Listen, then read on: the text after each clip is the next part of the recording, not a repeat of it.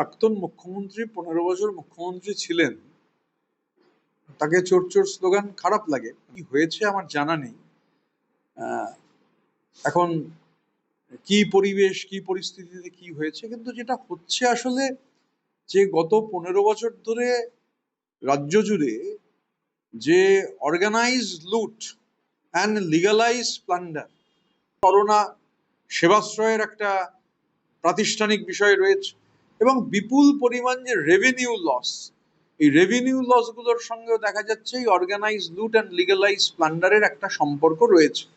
এটা অস্বীকার করার কোনো জায়গা নেই। প্রাতিষ্ঠানিক দুর্নীতির চেহারাটা সামনে আসার ফলে আমরা যারা বিরোধী দল করি, যারা ভোটে জিতেছি, বিরোধীর ভূমিকা পালন করছি, আমরা সবাই খুব ব্যাকফুটে। তাহলে ডক্টর মমতা ব্যানার্জি, উনি যেহেতু প্রধান ছিলেন সরকারের, অবভিয়াসলি মানুষের মনে প্রশ্ন তৈরি হচ্ছে। হালি শহরে আজ মমতা বন্দ্যোপাধ্যায়ের উপর প্রাক্তন মুখ্যমন্ত্রী, মহিলা মুখ্যমন্ত্রী, বিজেপি যে কুৎসিত আক্রমণটা করেছে, বড় বড় পাথর ছোঁড়া, অপমানজনক অশ্রাব্য ভাষা, তাতে দেখলাম ওই অকৃতজ্ঞ বালিশ চাটন ঋত বড় বড় কথা বলেছে যে 15 বছর ধরে কি হয়েছে।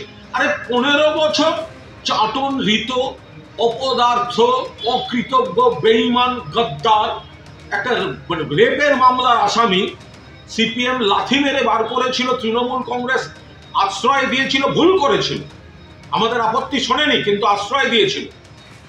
আজকে বলছে 15 বছর, তার মধ্যে তুমি 7-8 বছর কি করেছো? মমতা বন্দ্যোপাধ্যায়ের গাড়িতে কাদা লেপে বিক্ষোভ দেখান স্থানীয় বাসিন্দারা। মমতা বন্দ্যোপাধ্যায় এই অভিযোগ করেন যে তার গাড়িতে বিজেপির লোকেরাই সরাসরি ইট মেরেছে। আর এদিনের এই ঘটনা প্রসঙ্গে ঋতব্রত তৃণমূল শিবিরের নেতা স্নেহাশিস চক্রবর্তী, তার কি প্রতিক্রিয়া শুনব।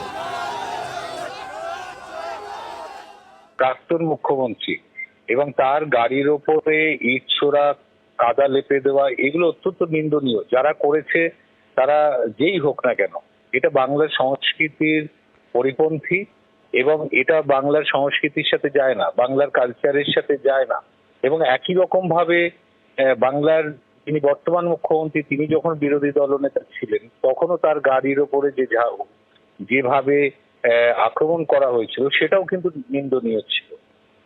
কোনোভাবেই এইভাবে সরাসরি গাড়ির ওপরে হামলা করা, রাজনৈতিক নেতাদের উপরে হামলা করা, মুখ্যমন্ত্রী, বিরোধী দলনেতা বলুন বা কোনো, এখানে যেমন জেপি নাড্ডা এসেছিলেন ভোটের আগে, তার গাড়ি ঘিরেও যে ঘটনা ঘটানো হয়েছিল সেগুলো কোনোটাই সমর্থনযোগ্য না।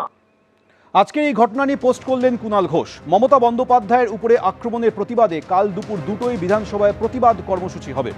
নেত্রীর সৌজন্যে তৃণমূলের দল প্রতীকে জিতে আসা প্রত্যেক বিধায়ক এই প্রতিবাদে সামিল হবেন এই আশা করি। একমাত্র যাদের রক্তের মধ্যে বেইমানি আছে তাদের ধরছি না। সারা বাংলার তৃণমূল কর্মী এবং সমর্থকরা নজর রাখবেন, পোস্টে উল্লেখ কুণাল ঘোষের।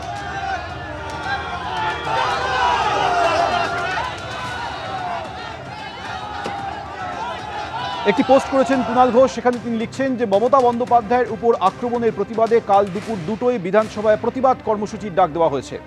নেত্রীর সৌজন্যে তৃণমূলের দল এবং প্রতীকে জিতে আসা প্রত্যেক বিধায়ক এই প্রতিবাদে সামিল হবেন এই আশা করছি। একমাত্র যাদের রক্তের মধ্যে বেইমানি আছে তাদের ধরছি না, উল্লেখ কুণাল ঘোষের।